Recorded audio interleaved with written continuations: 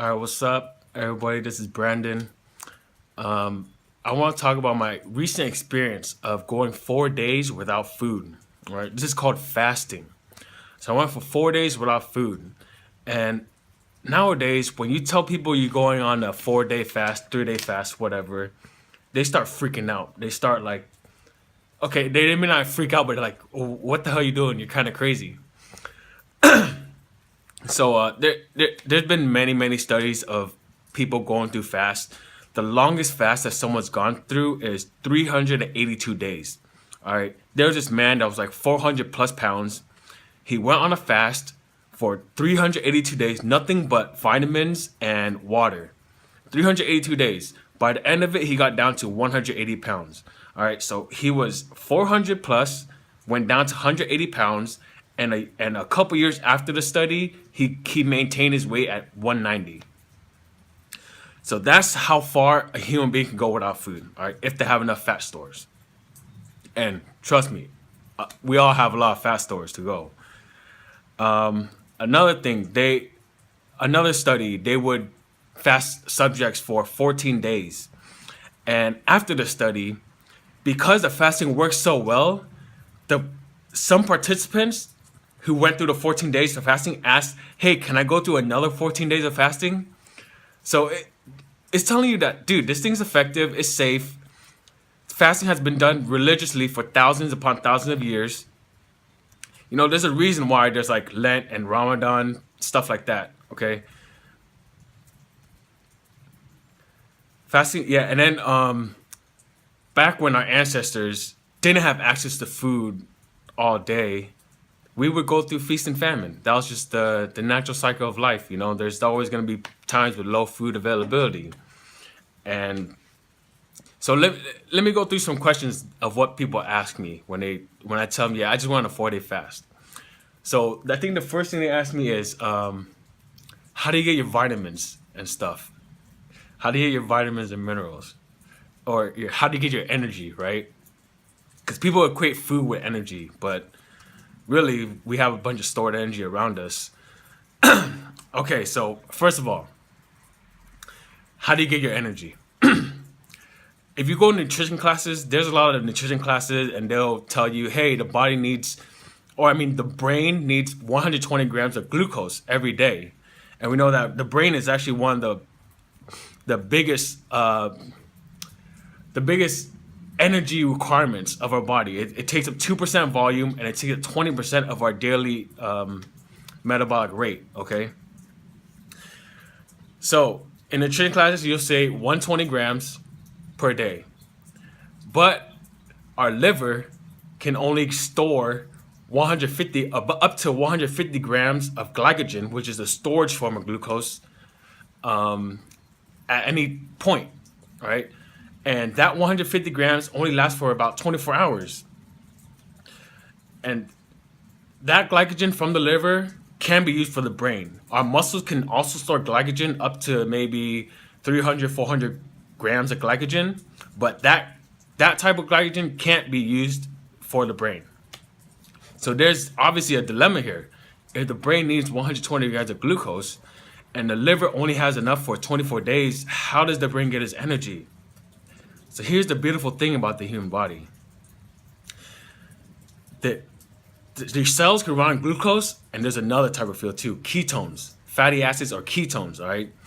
Ketones are like water-soluble fat molecules that cross the blood-brain barrier, so it can be used by your brain cells. Ketones are made from fatty acids, all right? So your body stores fat as triglycerides. Triglycerides, think about it this way. Triglycerides have a glycerol backbone, all right? It has this backbone right here, glycerol. That is connected by three fatty acid molecules, three fatty acid chains, all right? So glycerol, three fatty acid chains. When it gets out of the fat cell, it gets broken down into separate fatty acids and then the glycerol. The fatty acids could be used by cells, or it could go to the liver and be converted into ketones, which your muscles, heart, all your other organs can be run off by ketones, the brain. Those fatty acids are used by ketones or straight to go into the ATP, whatever. And the glycerol can be converted into glucose so that the cells that can't run on ketones, which are red blood cells and certain areas of the brain, they require glucose. So your fat could actually provide your body glucose, which is an amazing thing. That's why you could go on for days and days without eating, and there's obviously a how do I say it, a certain dose you want to do, right? You don't want to be fasting forever, but at the same time, if you've been eating all your life and never skipping a meal, fasting is probably beneficial. Could be probably beneficial for you. All right, so you got so much energy in your body that you don't even to worry about that. Seriously.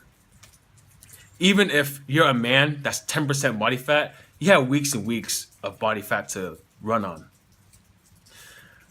And another question people would ask, they would ask, okay, so what would I eat or not eat, or what would I drink?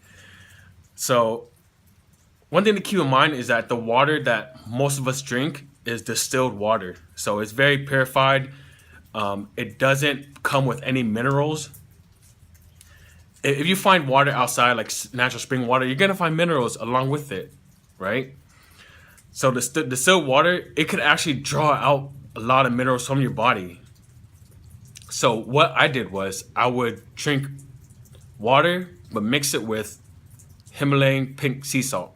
All right, it's a more natural salt that has much more minerals compared to processed salt, which probably has none, or I think they add iodine in there, right? So I would drink that. I also had some lemon water. Apple cider vinegar has some potassium, which is nice, and I had some magnesium spray that I put on my skin so it get absorbed through the skin. So that's where I got my minerals from. And if you're doing like a 24-hour fast, you probably won't need to worry about that, or a shorter one. Even 4 days, I don't think you'll need to worry about that much. Maybe if you're going up to 10 days, 14 days, yeah, that's something you need to be aware of.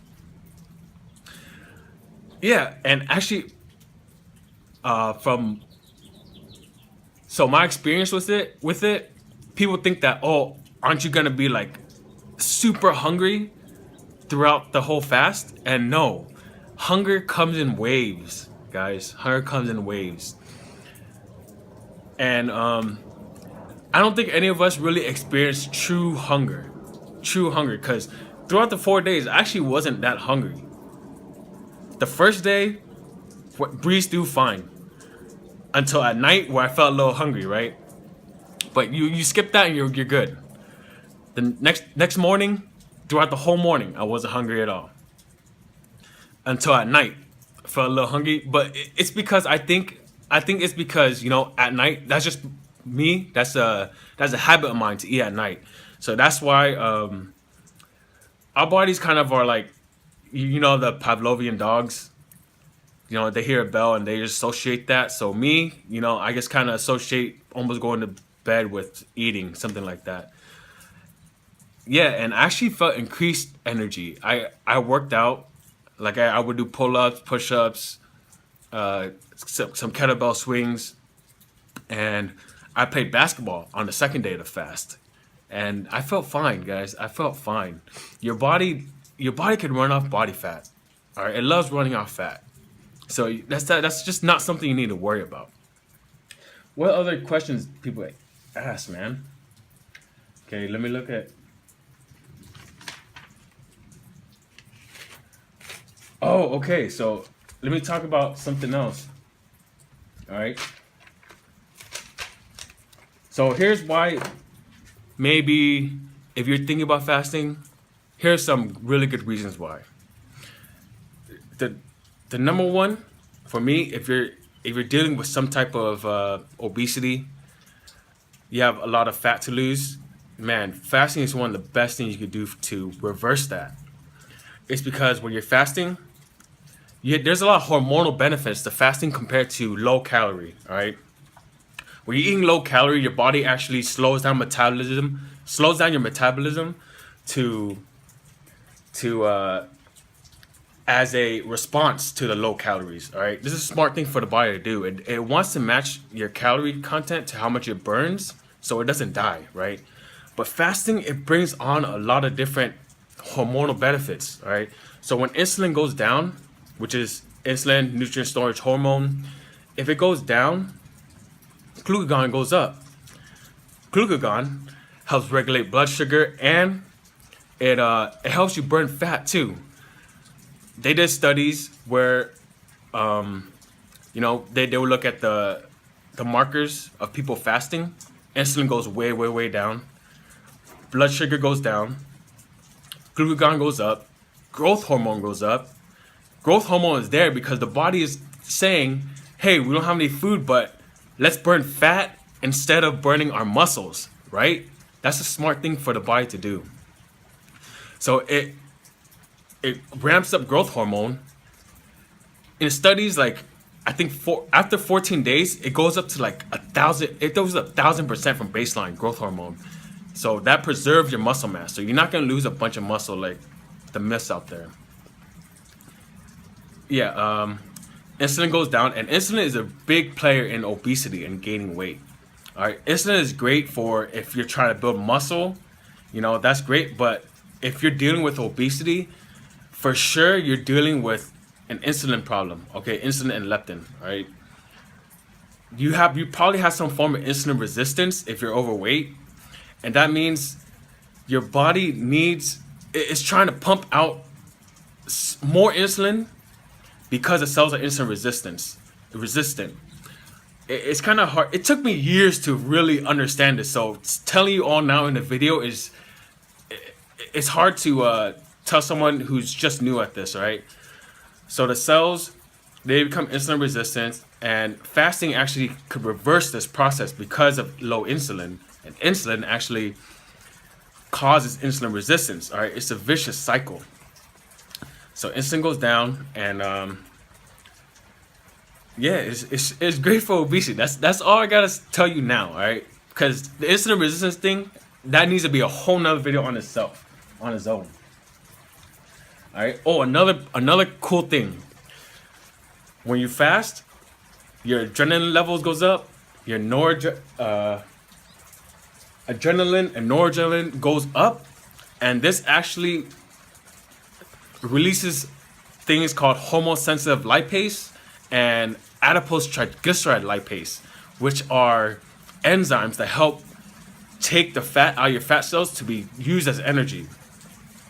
And that's why I felt more energized throughout the fast.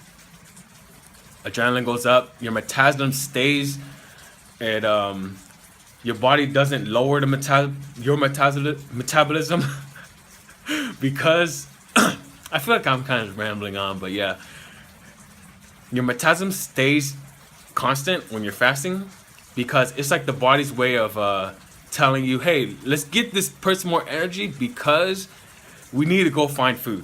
All right, that's as best I can explain it right there.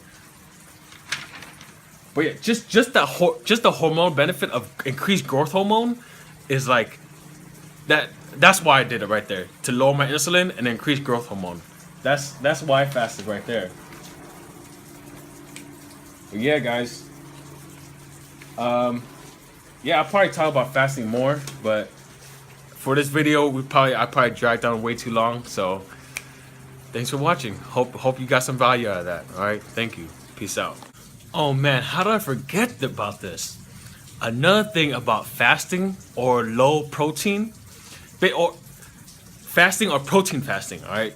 Whatever, it is very similar. But fasting upregulates autophagy. This process is called autophagy. Autophagy means to eat oneself, all right? So basically what your cells are doing, over time, you're born with, boom, brand new cells. You're freaking awesome. But over time, there's some parts within the cell that becomes junky, right? It's like a car, right? You get a new car, everything's working good. All the parts are good, working good.